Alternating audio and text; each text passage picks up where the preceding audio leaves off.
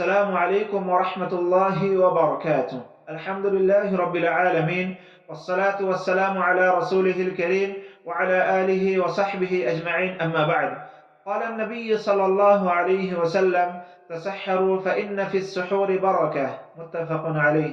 محترم ناظرین کرام، میں نے ایک حدیث پڑھی ہے جس کا مطلب یہ ہوا کہ تسحروا، سحری کیا کرو، سحری کھایا کرو، سحری کا اہتمام کیا کرو، کیونکہ فإن فی السحور برکہ، کہ سحری میں برکت ہے، سحری کھانے میں برکت ہے۔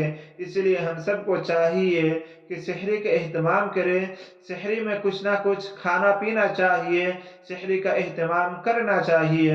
محترم سامعین کرام، اہل کتاب کے روزے جو یہود و نصارہ ہے، ان کے روزے اور ہمارے روزے میں فرق اتنا ہی ہے کہ وہ لوگ سحری نہیں کرتے تھے، سحری کا اہتمام نہیں کرتے تھے۔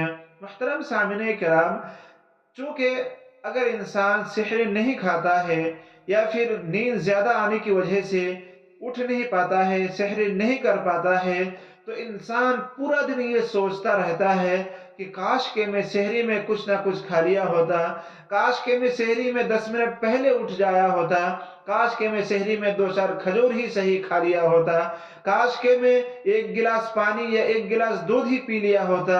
تو انسان پورا دن یہ سوچتے رہتا ہے کہ دیکھیے، اس سے یہ پتا چلتا ہے کہ سحری کی اہمیت کتنی ہے، سحری کی فضیلت کتنی ہے۔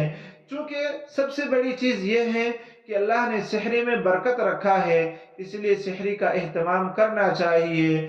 ابھی چونکہ رمضان کا مہینہ ہے، جب رمضان کا مہینہ چلے جاتا ہے، عام مہینوں میں ہم لوگ جو ہے صبح ناشتہ کرتے ہیں، عموماً 8-9-10 بجے ہم لوگ جو ہے ناشتہ کرتے ہیں۔ ناشتہ کرنے کے بعد ہم پھر دوپہر کے کھانے کا انتظار کرتے ہیں کہ کب دوپہر کا ٹائم ہوگا کہ ہم کھانا کھائیں گے۔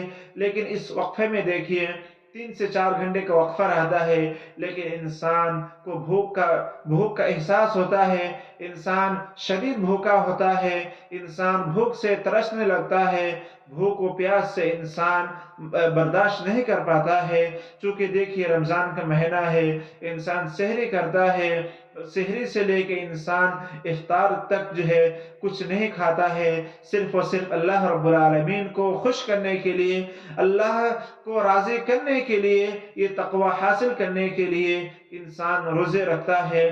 اگر انسان چاہے تو روم میں بیٹھ کے یا پھر انسان سے چھپ کے کچھ کھایا یا کچھ پیا جا سکتا ہے، لیکن ایک انسان جو ہے اللہ کو خوش کرنے کے لیے اپنے اندر جو ہے یہ اللہ کا ڈر، اللہ کا خوف اندر رکھتا ہے، اور جو ہے پورا دن بھوکا اور پیاسا رہتا ہے، صرف اور صرف اللہ رب العالمین کو خوش کرنے کے لیے۔